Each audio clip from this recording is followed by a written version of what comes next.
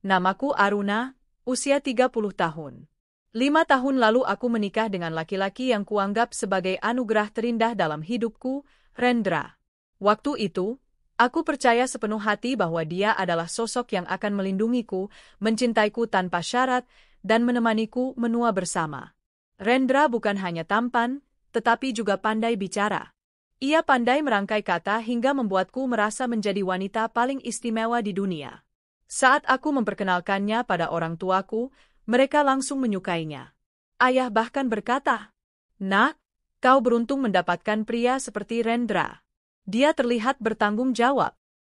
Aku mengangguk waktu itu. Benar, setidaknya itulah yang aku yakini. Kami menikah dengan pesta sederhana, namun penuh kehangatan. Aku masih ingat bagaimana Rendra menggenggam tanganku erat di pelaminan, senyumnya tak lepas dariku, seolah dia takkan pernah melepaskan. Waktu itu, aku tidak tahu bahwa genggaman itu akan berubah menjadi dorongan dingin yang menyingkirkanku di kemudian hari. Awal pernikahan, hidup kami penuh tawa. Rendra bekerja di sebuah perusahaan besar, dan aku membantu usaha keluarga, sebuah toko kain yang diwariskan ayah. Kami tak pernah kekurangan, bahkan bisa liburan setiap tahun. Di malam hari, Rendra suka bercerita tentang pekerjaannya. Ia bercerita tentang rekan-rekannya, proyek-proyek besar, dan juga tentang bos barunya, seorang pria muda, kaya, dan berwibawa bernama Davin Pratama. Menurut Rendra, Davin adalah tipe bos yang tegas tapi adil, sangat disegani semua karyawan. Waktu itu aku hanya mendengarkan sambil tersenyum, tak pernah menyangka kelak nama itu akan menjadi bagian penting dalam hidupku. Perubahan Rendra mulai terasa di tahun keempat pernikahan. Awalnya hal-hal kecil, ia sering pulang lebih malam, alasannya lembur. Ponselnya mulai sering dibawa ke kamar mandi. Ia mulai mengunci layar ponsel dengan kode yang tak pernah ia beritahu. "Ren, kenapa sekarang ponselmu dikunci?" tanyaku suatu malam. Ia tersenyum tipis, tapi matanya tak benar-benar menatapku. "Ah, sayang, ini demi keamanan kantor. Banyak data penting di ponsel." Alasannya terdengar masuk akal, tapi hatiku tak tenang. Lalu, ia mulai sering lupa menatap mataku saat bicara. Terkadang, saat aku memasak, ia duduk di ruang tamu sambil tersenyum sendiri membaca pesan di ponselnya. Puncaknya, ia mulai jarang menyentuhku. Bahkan ketika aku mendekat, ia sering beralasan lelah. Di matanya, aku merasa seperti bayangan samar yang tak lagi berarti. Suatu sore, aku pergi ke pusat perbelanjaan untuk membeli bahan toko. Di lorong dekat kafe, aku melihat sosok yang sangat kukenal, Rendra.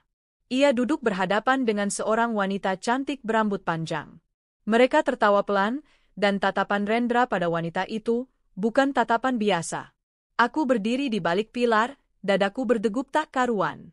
Wanita itu menyentuh tangan Rendra sambil tersenyum manja.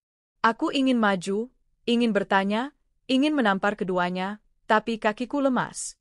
Aku memilih pergi diam-diam, menahan perih yang membakar dadaku. Malamnya, aku mencoba bertanya, "Ren, tadi sore kamu di mana?" Ia menjawab ringan, "Di kantor." Lembur. Aku menatap matanya, mencari tanda kebohongan, tapi ia terlalu pandai menyembunyikannya. Perubahan Rendra tidak hanya kurasakan, tapi juga orang tuaku.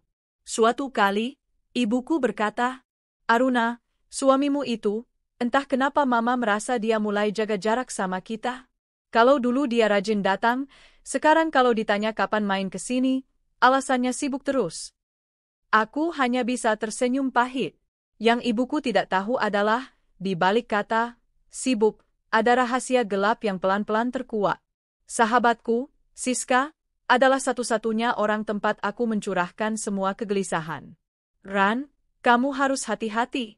Kadang, kalau orang mulai berubah, artinya dia udah punya orang lain yang bikin dia nyaman," kata Siska suatu malam di telepon. Aku terdiam lama. Kalau benar begitu, aku harus gimana? SIS? Aku masih cinta dia. Kalau dia beneran nyakitin kamu, cinta nggak akan cukup. Kamu harus siap buat melindungi dirimu sendiri. Kata-kata itu menancap di pikiranku. Tapi saat itu, aku masih berharap semua hanya salah paham. Hari itu, Rendra pulang larut malam dalam keadaan mabuk. Aku membantunya duduk di sofa, dan dari ponselnya yang terjatuh, layar menyala menampilkan notifikasi pesan, "Aku rindu, cepat ceraikan istrimu." Tanganku bergetar. Aku ingin membuka pesannya, tapi ponsel terkunci. Air mata mengalir tanpa bisa kutahan. Malam itu, aku tidur di ruang tamu, membelakangi Rendra. Keesokan harinya, ia bersikap seolah tak terjadi apa-apa. Sejak saat itu, aku mulai mencatat setiap kejanggalan, mencari potongan demi potongan bukti. Entah karena merasa aku tak tahu, atau memang dia sudah tak peduli, Rendra mulai terang-terangan menghabiskan waktu di luar tanpa kabar. Kalau kutanya, jawabannya singkat, nada suaranya dingin. Suatu malam, ia berkata, "Ran, kayaknya kamu terlalu sibuk sama toko. Kita udah jarang ngobrol. Aku butuh ruang." Aku memandangnya tak percaya. "Ruang? Kita suami istri, Ren. Bukannya harus saling dekat." Dia hanya mengangkat bahu. Aku tahu, itu bukan lagi sekadar butuh ruang. Dia sedang menjauh untuk seseorang. Malam itu aku berdoa lama, berharap Tuhan memberiku petunjuk. Di lubuk hatiku, ada rasa takut yang sulit dijelaskan, takut kehilangan, tapi juga takut bertahan di hubungan yang sudah hancur. Aku tidak tahu bahwa di balik perubahan sikap Rendra, ada rencana busuk yang sedang ia jalankan. Rencana yang akan membuatku kehilangan segalanya, termasuk harga diriku. Dan saat rencana itu terlaksana, aku akan berdiri di tengah jalan sepi, sendirian, tanpa uang sepeser pun, bertanya-tanya. Bagaimana mungkin orang yang dulu bersumpah akan melindungiku, tega membuangku seperti sampah? Hari itu, hujan turun sejak pagi.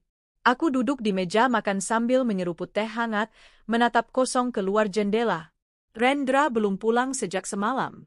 Katanya ada urusan kantor di luar kota, tapi aku sudah terlalu sering mendengar alasan itu. Hatinya sudah tak di rumah, aku tahu.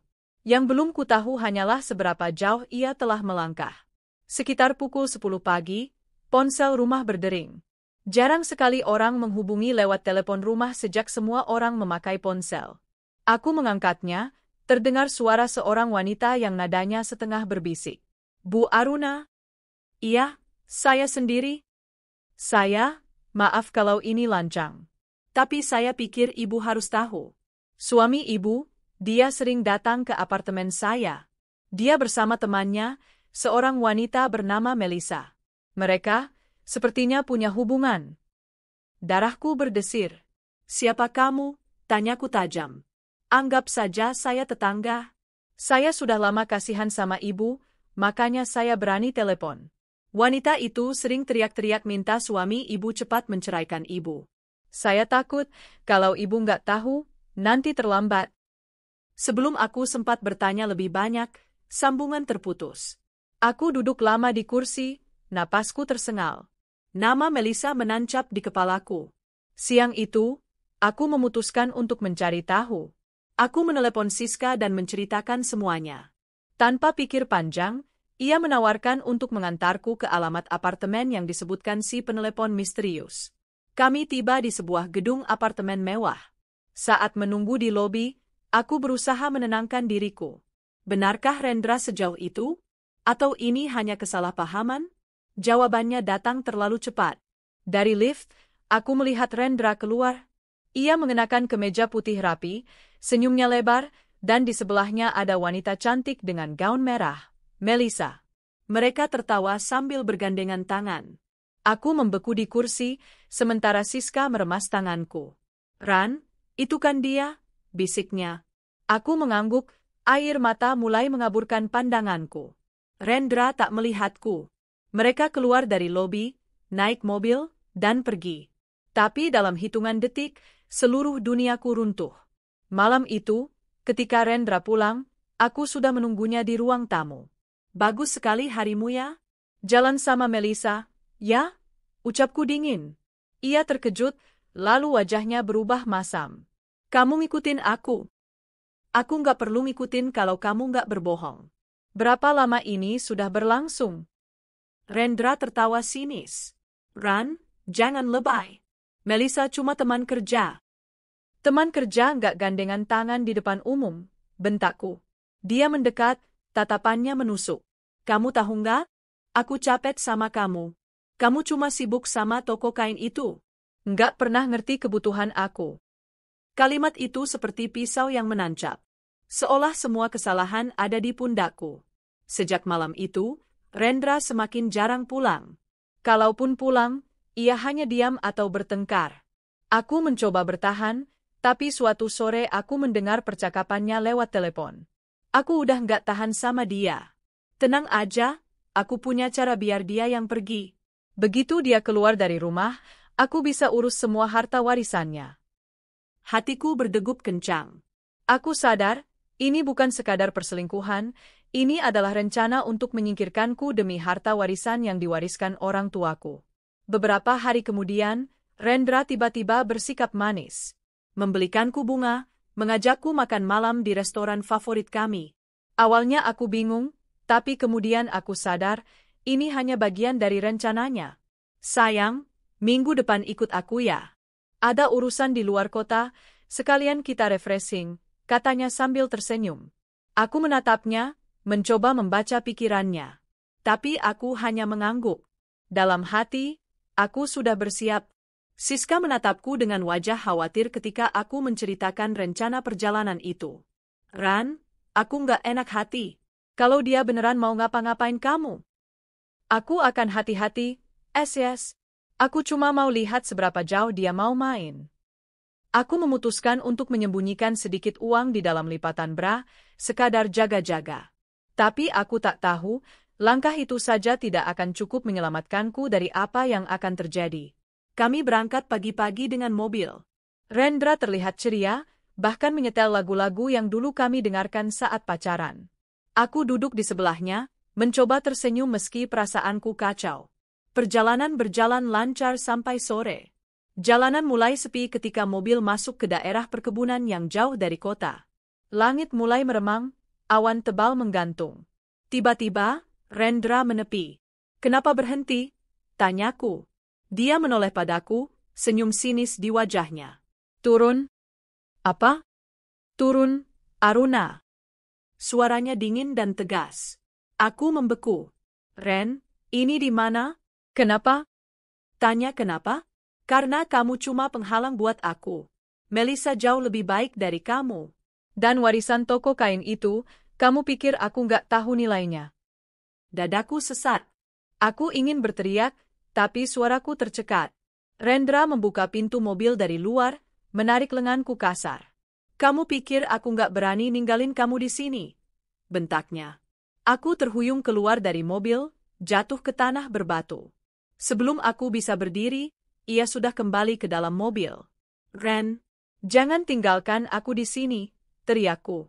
Tapi suara mesin meraung, dan mobil itu melaju meninggalkanku dalam debu dan kegelapan.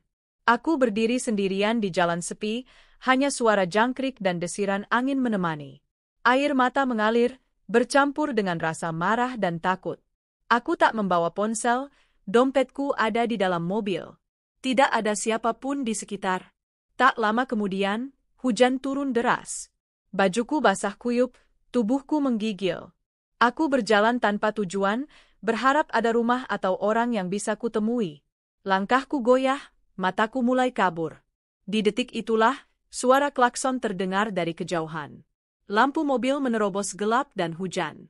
Mobil itu melambat, lalu berhenti di depanku. Seorang pria turun, payung di tangannya. Wajahnya teduh namun tegas.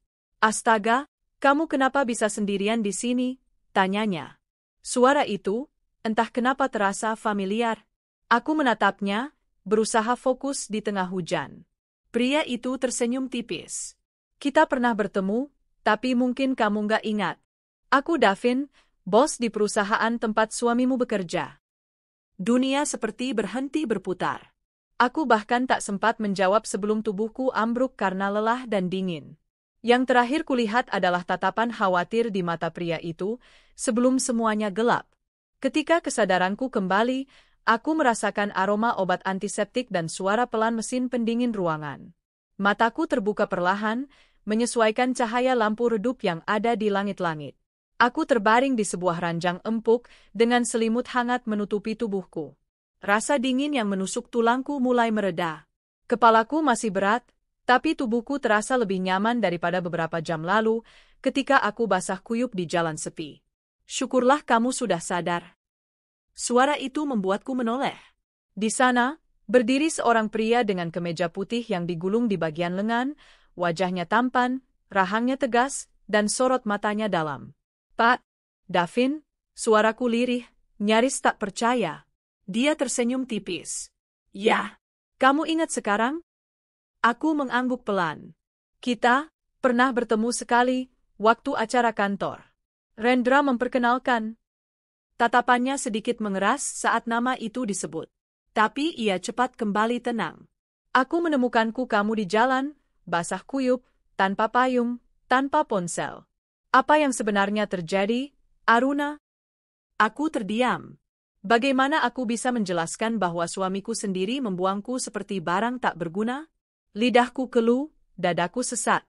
Maaf, aku tidak ingin membicarakannya sekarang, jawabku lirih. Davin menatapku lama, seakan mencoba membaca pikiranku. Lalu ia menghela napas. Baiklah, aku tak akan memaksa. Yang penting sekarang, kamu istirahat. Aku sudah memanggil dokter untuk memastikan kamu tidak sakit. Aku hanya mengangguk.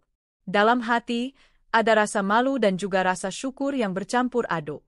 Malu karena dia mungkin tahu ada sesuatu yang salah dalam rumah tanggaku, tapi juga bersyukur karena dia yang menolongku, bukan orang asing yang berniat buruk.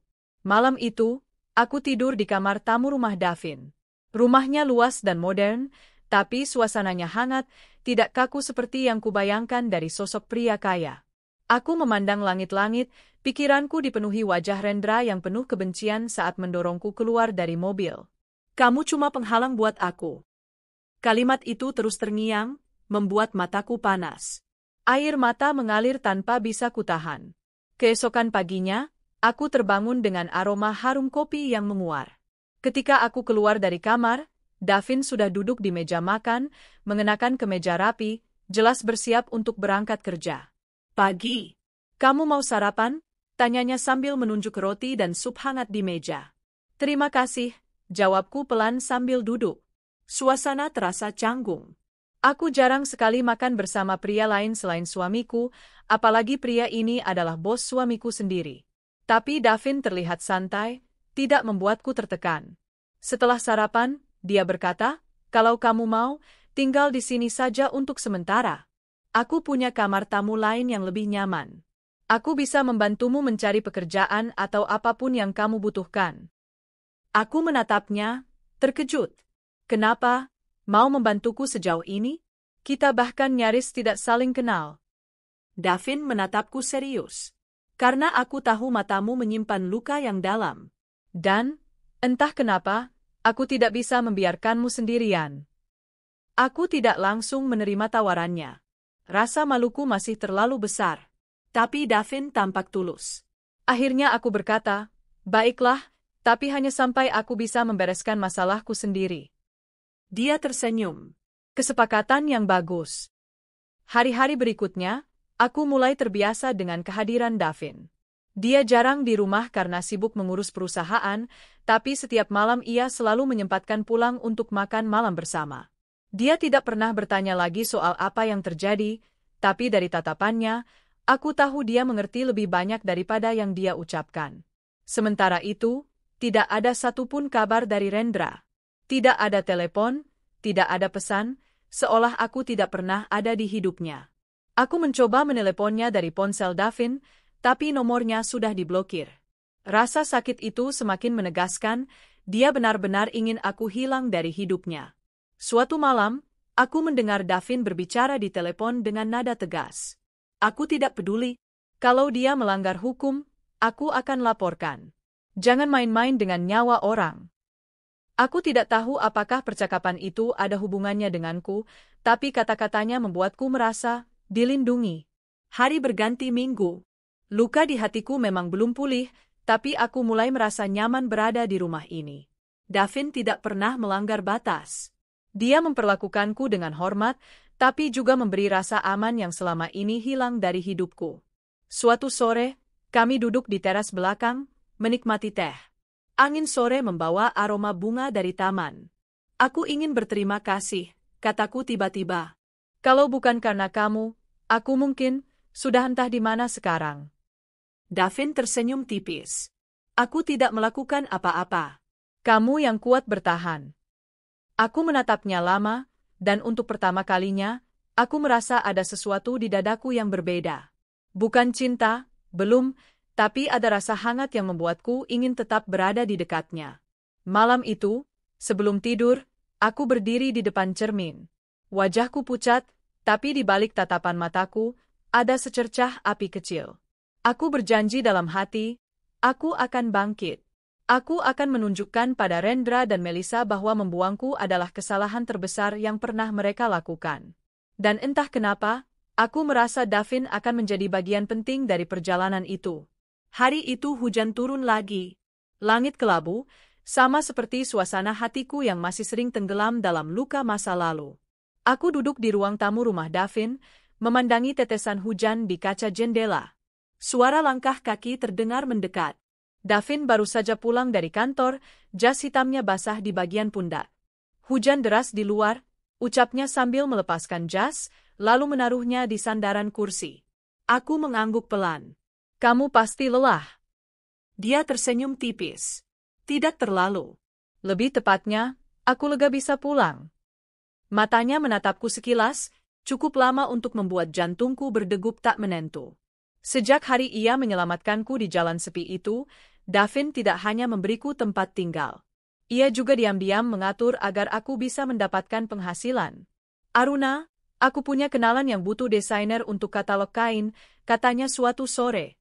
Aku tahu kamu paham soal kain dan motif, jadi kupikir ini bisa jadi awal yang bagus. Aku terkejut.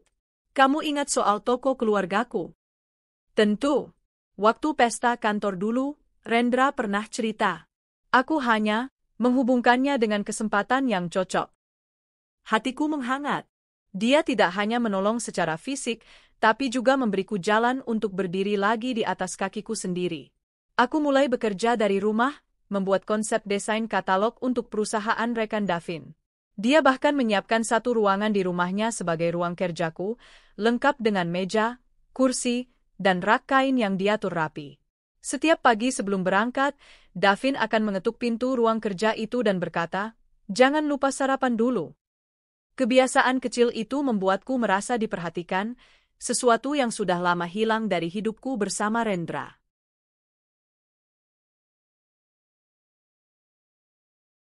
Suatu malam, kami duduk di ruang keluarga, menonton film sambil minum teh. Film itu bergenre romantis, tapi aku lebih sering mencuri pandang ke arah Davin daripada memperhatikan layar. Davin, aku memanggil pelan. Hah? Kenapa waktu itu, kamu mau repot-repot menolongku? Maksudku, banyak orang akan berpikir dua kali untuk berhenti di jalan sepi hanya karena melihat orang asing. Dia memandangku lama, lalu berkata, karena aku pernah berada di posisi itu. Dibuang oleh orang yang seharusnya mencintai. Aku tahu rasanya, dan aku tidak mau membiarkan orang lain mengalaminya sendirian. Aku terdiam. Ternyata luka itu bukan hanya milikku. Ada masa lalu yang ia simpan, yang mungkin sama perihnya dengan yang kualami. Seiring berjalannya waktu, interaksi kami menjadi lebih hangat. Davin mulai bercerita tentang keluarganya, tentang perjuangannya membangun perusahaan dari nol, dan tentang kekecewaan terbesar dalam hidupnya. Aku pun mulai berani tertawa lagi di depannya. Kadang, ia membuat lelucon yang konyol hanya untuk melihatku tersenyum. Dan aku menyadari, setiap kali matanya bertemu mataku, ada sesuatu di sana, sesuatu yang tidak pernah kutemukan lagi pada tatapan Rendra, ketulusan. Namun, di balik semua kenyamanan itu, aku tidak bisa memungkiri bahwa bayangan Rendra masih menghantuiku. Aku masih memikirkan mengapa ia begitu tega. Aku masih ingin tahu apakah ia menyesal. Suatu malam, aku tanpa sengaja melihat Davin berbicara di telepon dengan wajah serius. Aku sudah tahu semua. Dia buang istrinya di jalan sepi. Aku tidak akan membiarkan itu berlalu begitu saja. Hatiku berdegup.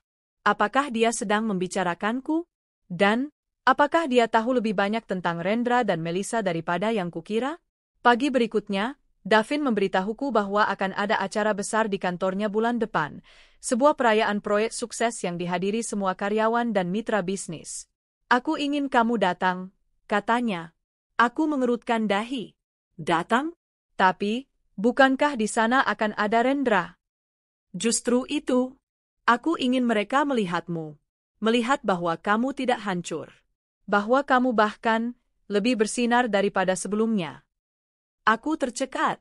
Sebagian dari diriku ingin menolak, tapi bagian lain ingin sekali menunjukkan pada mereka bahwa aku tidak lagi menjadi korban. Sejak hari itu, aku mulai memperhatikan penampilanku lagi. Davin bahkan menyewa penata rias profesional untuk membantuku menemukan gaya yang sesuai. Kamu cantik, Aruna. Bukan hanya di luar, tapi juga di dalam. Aku hanya ingin dunia melihat apa yang aku lihat, katanya suatu sore saat kami berlatih memilih gaun. Jantungku berdegup lebih cepat. Kata-kata itu tidak hanya sekadar pujian biasa. Malam itu, saat aku mencoba gaun biru tua yang elegan, Davin berjalan mendekat dan membetulkan sedikit tali di pundakku. Sentuhan jemarinya ringan, tapi cukup untuk membuatku menahan napas. Mungkin gaun ini yang akan membuat mereka terdiam, ujarnya sambil tersenyum. Aku hanya bisa mengangguk, berusaha menyembunyikan rona merah di pipiku. Hari-hari menjelang acara kantor itu terasa seperti ketenangan sebelum badai. Aku dan Davin semakin dekat, dan meski kami belum mengucapkan kata-kata cinta, aku tahu ada sesuatu di antara kami yang lebih dari sekadar rasa terima kasih atau simpati. Aku juga tahu, saat hari itu tiba, semua akan berubah, bukan hanya untukku, tapi juga untuk Rendra dan Melissa. Malam sebelum acara kantor Davin, udara terasa berbeda. Hujan turun rintik-rintik, menciptakan aroma tanah basah yang menenangkan. Tapi hatiku justru berdebar tak karuan.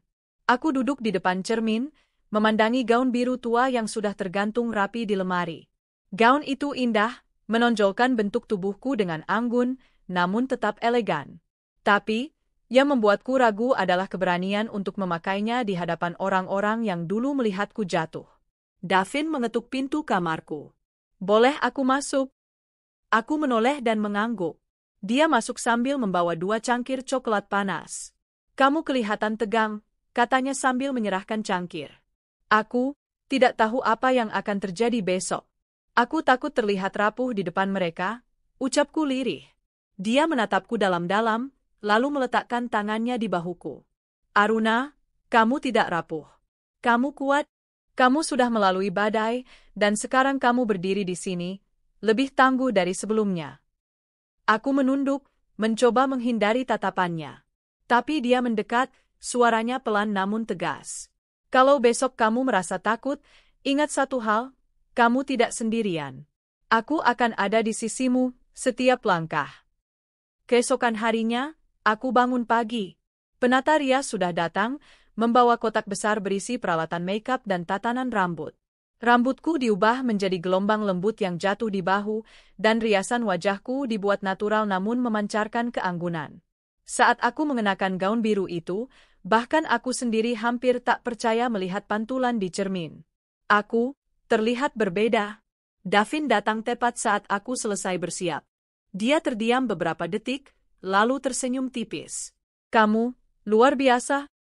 Suaranya serak, seolah kata-kata itu datang langsung dari hati. Gedung tempat acara itu megah, dihiasi lampu-lampu gantung kristal. Musik lembut mengalun, dan para tamu berpakaian formal bercakap-cakap sambil memegang gelas sampanye. Begitu aku dan Davin masuk, beberapa pasang mata langsung menoleh. Aku bisa merasakan tatapan yang meneliti, mengukur, bahkan iri. Davin menuntunku dengan lembut, tangannya hangat di punggungku.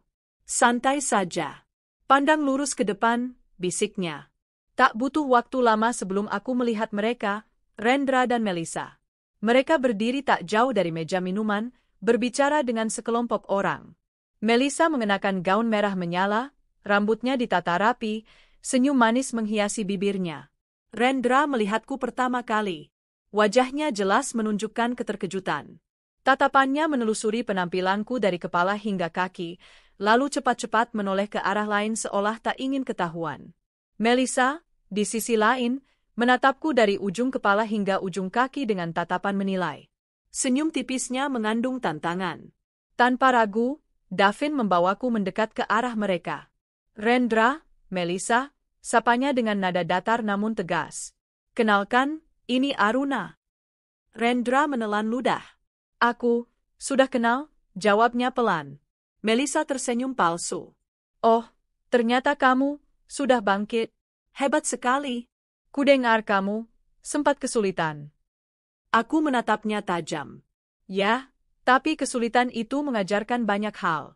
Termasuk mengenali siapa yang benar-benar tulus dan siapa yang hanya berpura-pura. Davin menahan senyum, jelas puas dengan jawabanku. Rendra terlihat semakin tak nyaman, sementara Melissa tersenyum kaku. Percakapan singkat itu ternyata menarik perhatian beberapa tamu di sekitar kami. Mereka berbisik-bisik, melirik ke arah kami, lalu ke arah Rendra dan Melissa. Aku mulai merasa dadaku lebih ringan. Bukan karena ingin membalas dendam, tapi karena untuk pertama kalinya, aku berdiri di hadapan mereka tanpa rasa takut. Davin lalu mengajakku bergeser ke tengah ruangan. Saat musik mulai mengalun lebih romantis, dia mengulurkan tangan. Maukah kamu berdansa dengan aku? Aku terkejut. Aku jarang menari. Tidak masalah. Ikuti saja langkahku. Kami melangkah di lantai dansa, mengikuti irama. Tangannya kokoh menopangku, sementara matanya menatapku tanpa berpaling. Dunia di sekitarku seakan memudar, yang ada hanya aku dan dia. Di sela tarian, Davin berbisik, Aruna, aku tidak bisa lagi menganggapmu hanya sebagai seseorang yang kutolong. Kamu sudah jadi bagian penting dalam hidupku. Aku menatapnya, merasakan jantungku berdegup cepat. Aku jatuh cinta padamu, ucapnya tegas, tanpa ragu. Aku terdiam. Ada kehangatan yang mengalir di dadaku, menggantikan semua rasa sakit masa lalu. Aku juga, jawabku lirih. Dari sudut mata, aku bisa melihat Rendra menatap kami. Wajahnya mengeras, rahangnya mengatup. Melissa mencoba mengajaknya bicara, tapi tatapannya terus ke arah kami. Aku tidak tahu apa yang ada di pikirannya, dan jujur saja, aku tidak peduli lagi. Setelah tarian selesai, Davin menggenggam tanganku erat dan menuntunku ke arah panggung kecil. Dia mengambil mikrofon, membuat seluruh ruangan terdiam. Malam ini istimewa bukan hanya karena keberhasilan proyek kami, tapi juga karena aku ingin mengumumkan sesuatu, katanya. Dia menoleh padaku, lalu melanjutkan, Aruna, maukah kamu menjadi bagian dari hidupku selamanya? Ruangan langsung dipenuhi gumaman. Aku menutup mulut dengan tangan, terkejut, sementara air mataku mulai menggenang. Dengan suara bergetar, aku menjawab, ya, aku mau. Tamu-tamu bertepuk tangan, beberapa bersorak kecil. Aku bisa melihat Melissa memasang wajah tidak senang, sementara Rendra menatap kosong, seolah tak percaya dengan yang baru saja terjadi. Davin meraih tanganku, lalu mencium keningku di depan semua orang. Mulai hari ini, kamu tidak akan pernah lagi berjalan sendirian, bisiknya. Hari itu, udara di pusat kota terasa berbeda. Angin sore membawa aroma wangi dari taman bunga yang terletak di halaman depan Hotel Bintang 5, tempat sebuah acara besar perusahaan akan digelar.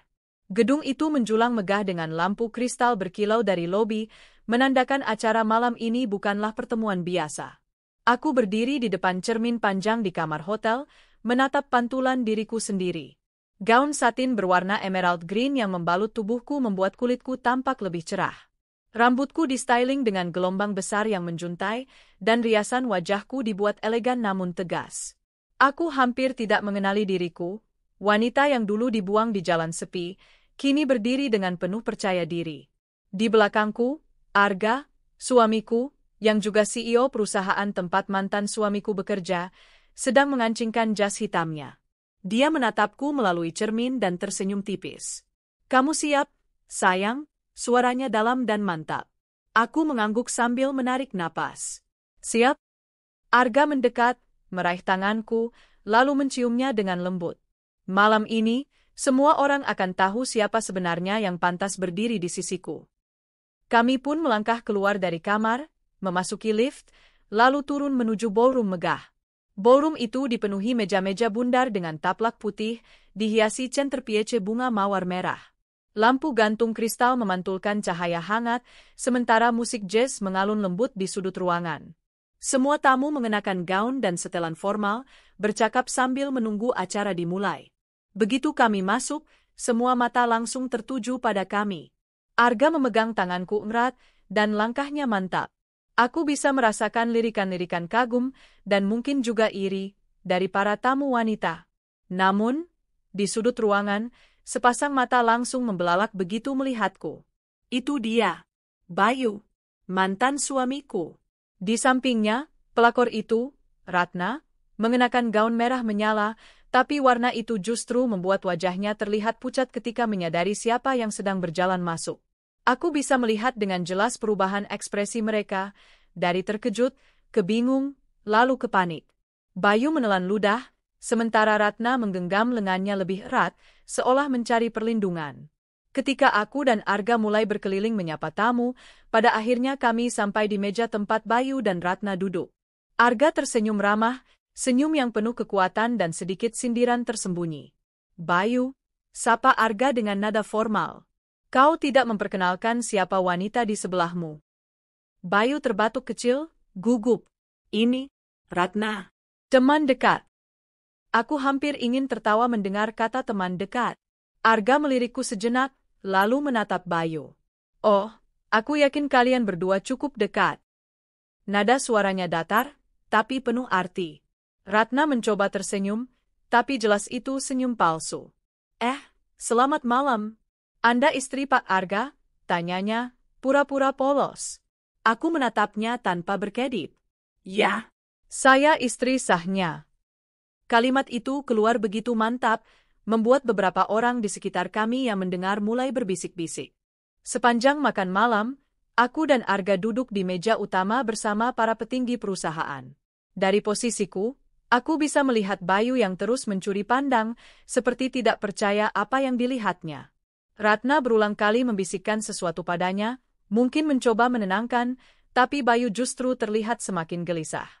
Beberapa karyawan di meja lain mulai memperhatikan dinamika ini. Bisik-bisik semakin ramai. Apa itu mantan istri Bayu? Serius? Sekarang istri bos besar kita? Waduh, karma instan. Aku pura-pura tidak mendengar, tapi di dalam hati, aku merasakan kepuasan yang sulit dijelaskan. Bukan karena balas dendam, tapi karena aku berhasil berdiri di sini, kuat, tanpa harus merendahkan diri. Setelah makan malam, Arga naik ke panggung untuk memberikan sambutan. Terima kasih atas kehadiran semua karyawan dan mitra kami, katanya lantang. Tahun ini adalah salah satu tahun terbaik bagi perusahaan. Dan saya ingin memperkenalkan seseorang yang sangat berarti bagi saya, yang telah memberikan dukungan penuh, tidak hanya sebagai pasangan hidup, tapi juga sebagai inspirasi. Ia menoleh padaku, mengulurkan tangan. Boleh kukenalkan istriku, Naya. Aku melangkah naik ke panggung, menggandeng tangannya. Sorak-sorai dan tepuk tangan menggema di ruangan. Dari atas panggung, aku bisa melihat Bayu yang menunduk dalam-dalam, sementara Ratna terlihat seperti kehilangan warna di wajahnya. Arga melanjutkan, mungkin sebagian dari kalian mengenalnya di masa lalu. Dan saya ingin menyampaikan bahwa beliau adalah wanita yang luar biasa, yang telah melalui banyak hal, bahkan lebih dari yang bisa saya ceritakan di sini. Saya bangga berdiri di sisinya. Sorot lampu panggung membuat semua orang menatap kami. Arga mengecup punggung tanganku di depan semua orang. Aku bisa merasakan tatapan Bayu terbakar, bukan karena cinta, tapi karena harga dirinya hancur di hadapan semua rekan kerja. Setelah acara usai, kami berjalan keluar ballroom. Beberapa karyawan menghampiri untuk memberi selamat, sebagian lainnya hanya menatap penuh rasa ingin tahu. Di luar, angin malam berhembus lembut. Arga meraih pinggangku, menuntunku menuju mobil. Bagaimana rasanya? Tanyanya sambil tersenyum nakal. Aku menatapnya sambil tersenyum puas. Rasanya seperti berdiri di puncak dunia. Dan melihat orang-orang yang pernah menjatuhkanku, kini tak bisa menatap mataku. Arga terkekeh, lalu membukakan pintu mobil untukku. Bagus. Karena itu memang tempatmu, sayang, di puncak. Mobil pun melaju meninggalkan hotel, sementara di belakang sana, Bayu dan Ratna hanya bisa menatap punggung kami yang semakin menjauh, membawa serta sinar yang tak akan pernah bisa mereka redupkan lagi. Musik pesta perusahaan itu bergaung anggun di ballroom hotel berbintang 5. Lampu-lampu kristal menggantung di langit-langit, memantulkan cahaya keemasan yang membuat suasana terasa glamor. Semua karyawan hadir dengan pakaian terbaik mereka, membaur, bercengkerama, dan sesekali melirik ke arah panggung utama yang dihiasi bunga-bunga segar. Aku berdiri di luar pintu ballroom, jantungku berdetak kencang. Malam ini adalah pertama kalinya aku muncul secara resmi sebagai istri dari Adrian Putrawijaya, bos besar perusahaan ini. Bukan sekadar muncul, tapi akan diperkenalkan di hadapan semua orang. Termasuk orang yang dulu membuangku seperti sampah. Tanganku digenggam erat oleh Adrian. Genggaman itu bukan hanya memberi rasa aman, tapi juga mengalirkan kekuatan yang membuat kakiku kokoh melangkah. Aku menatapnya, dia tersenyum tipis, memberi isyarat bahwa semuanya akan baik-baik saja. Siap, bisiknya lembut. Aku menarik napas panjang. Siap, jawabku mantap. Kami melangkah masuk. Beberapa kepala langsung menoleh, matanya membulat. Aku melihat wajah-wajah karyawan yang kaget, sebagian berbisik-bisik sambil menatap kami. Adrian mengenakanku gaun malam berwarna merah marun yang membalut tubuhku dengan sempurna, membuatku tampak anggun namun berwibawa. Rambutku ditata rapi, dan kalung berlian di leherku berkilau di bawah cahaya lampu. Dan di sanalah, di salah satu meja dekat panggung, duduklah Dimas, mantan suamiku, bersama Ratna, pelakor yang merebutnya dariku. Mereka berdua tampak terkejut seperti baru saja melihat hantu. Wajah Dimas seketika pucat, matanya tak berkedip menatapku. Ratna menggenggam lengannya, seperti takut sesuatu yang buruk akan terjadi. Adrian menggandengku ke meja utama di depan panggung. Setiap langkah terasa seperti sebuah pengumuman. Lihatlah, inilah aku yang dulu kalian singkirkan. Aku kembali, lebih kuat dari sebelumnya. Saat pembawa acara memanggil Adrian untuk memberi sambutan, dia tidak hanya berbicara soal pencapaian perusahaan, tapi juga memperkenalkanku dengan cara yang membuat semua orang terpaku. Malam ini istimewa bagi saya, ucap Adrian sambil menatapku lembut. Izinkan saya memperkenalkan wanita yang kini menjadi istri saya.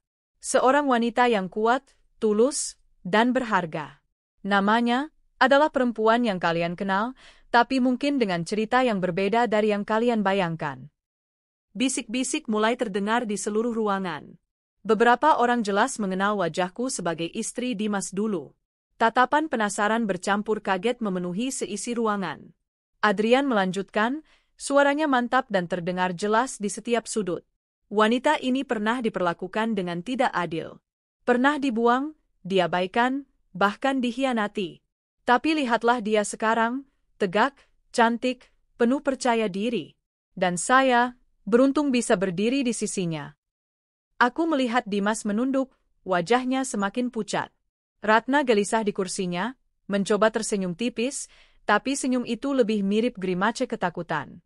Aku bisa merasakan panasnya tatapan iri dan malu dari mereka. Setelah sambutan, acara dilanjutkan dengan makan malam dan hiburan musik. Aku dan Adrian duduk di meja utama, namun tatapan dari arah Dimas dan Ratna tak pernah hilang. Seolah mereka masih belum bisa percaya bahwa korban yang dulu mereka singkirkan kini berada di puncak kebahagiaan.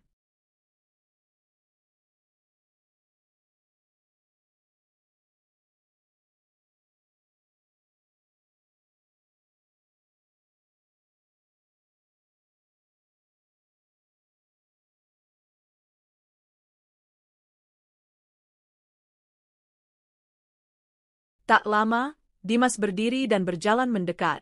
Aku bisa melihat keraguan di setiap langkahnya. Dia berhenti di depan meja kami, mencoba tersenyum. "Halo," ucapnya pelan. Aku menatapnya datar. "Ada yang bisa saya bantu, Tuan Dimas?" ucapku dengan nada formal. Dia menelan ludah, mungkin tak terbiasa dipanggil seperti itu olehku. "Kita bisa bicara sebentar?" Adrian langsung menyela, nada suaranya dingin. "Kalau urusannya soal pribadi istri saya, maka urusannya juga urusan saya. Jadi, katakan saja di sini." Dimas terlihat gugup. "Aku cuma ingin minta maaf. Waktu itu aku bodoh. Aku Aku mengangkat tanganku, menghentikannya. Tidak perlu. Maafmu tak akan mengubah apa yang sudah terjadi. Aku justru berterima kasih, Dim. Karena kau membuangku, aku bertemu dengan lelaki yang jauh lebih berharga. Yang menghargai aku bukan karena warisanku, tapi karena aku sendiri. Ucapan itu membuat wajahnya memerah. Ratna yang sedari tadi memperhatikan ikut bangkit, mencoba menyelamatkan situasi. Kita nggak perlu bikin drama di sini, katanya sinis. Aku tersenyum tipis. Oh, ini bukan drama. Ini kenyataan. Kenyataan bahwa kalian dulu merasa menang, tapi lihat sekarang, siapa yang benar-benar menang. Beberapa karyawan yang duduk dekat kami jelas mendengar percakapan itu. Bisikan dan tatapan sinis mulai diarahkan ke Dimas dan Ratna. Mereka berdua mulai kehilangan muka. Adrian kemudian berdiri, menggenggam tanganku erat. Ayo, sayang, kita nikmati malam ini. Tak ada gunanya bicara dengan masa lalu. Kami berjalan meninggalkan mereka, dan aku bisa merasakan tatapan iri serta rasa malu yang membakar mereka dari belakang. Acara terus berlanjut. Sepanjang malam, aku digandeng Adrian, dibawa berkenalan dengan petinggi-petinggi perusahaan, dan menerima pujian. Di setiap sudut ruangan, aku melihat Dimas dan Ratna duduk menyendiri, wajah mereka muram. Tak ada lagi kesombongan yang dulu mereka tunjukkan. Saat acara hampir selesai, Adrian mengumumkan bahwa setelah malam ini, aku akan resmi bergabung di jajaran manajemen perusahaan, mengelola beberapa proyek besar. Tepuk tangan bergema di ruangan, sementara wajah Dimas makin pucat. Dia tahu, ini berarti aku bukan hanya istri bosnya, tapi juga berada di posisi yang jauh lebih tinggi darinya. Ketika acara berakhir dan kami berjalan keluar ballroom, aku melirik ke arah Dimas dan Ratna untuk terakhir kalinya. Mereka duduk terdiam, tak berani menatapku. Dalam hati, aku berbisik, kalian kira membuangku akan menghancurkanku. Nyatanya, kalianlah yang hancur melihatku bersinar. Malam itu, aku pulang dengan perasaan lega. Luka lama memang meninggalkan bekas, tapi kebahagiaan yang kumiliki sekarang telah menutupnya. Aku tahu, selama aku bersama Adrian, tak ada lagi yang bisa menjatuhkanku. Dan di balik semua itu, aku sadar satu hal, kadang, pengkhianatan adalah pintu menuju kehidupan yang lebih indah. Ruang pesta telah kosong, musik yang tadinya mengalun riang kini berganti menjadi keheningan malam. Namun di hati wanita itu, yang dulu pernah dibuang, diinjak harga dirinya, dan dikhianati, ada musik yang tak akan pernah berhenti, melodi kemenangan. Di beranda rumah mewahnya, ia berdiri berdampingan dengan pria yang kini menjadi suaminya, bos besar yang dulu menolongnya di jalan sepi. Angin malam menyapu lembut rambutnya, sementara kilau lampu kota berkelip seperti bintang yang merayakan kebangkitannya. Dulu ia pernah menangis sampai matanya bengkak, memohon agar suaminya tidak meninggalkannya. Dulu ia rela menutup mata atas perselingkuhan demi mempertahankan rumah tangga. Dulu ia percaya cinta bisa menyembuhkan segalanya. Ternyata ia salah. Tapi dari kesalahan itu, ia menemukan kebenaran yang jauh lebih berharga, harga diri dan kebahagiaan tak boleh digadaikan demi orang yang tidak layak. Suami lamanya dan pelakor itu kini menjadi bahan gunjingan kantor. Reputasi mereka hancur, dan setiap tatapan karyawan seperti pisau yang menguliti kesombongan mereka. Tak perlu ia membalas dendam, karena karma bekerja jauh lebih indah dari rencana manusia. Pria di sampingnya meraih tangannya, menggenggamnya erat. Aku bersyukur menemukanmu di malam itu, ucapnya tulus. Ia tersenyum, air mata bahagia menggenang di sudut matanya. Aku juga bersyukur, kamu datang di saat aku pikir dunia ini meninggalkanku. Kini, ia bukan lagi wanita yang diturunkan di jalan sepi tanpa uang sepeser pun. Ia adalah wanita yang berjalan di jalannya sendiri, gagah, berkelas, dan penuh cahaya. Dan di belakangnya, ada masa lalu yang hanya menjadi bayang-bayang samar, tak mampu lagi menyentuh sinarnya. Malam itu, ia memeluk suaminya erat. Dalam hatinya, ia tahu, kebahagiaan bukan tentang siapa yang menemanimu dari awal, tapi siapa yang tetap menggenggam tanganmu saat dunia mencoba menjatuhkanmu.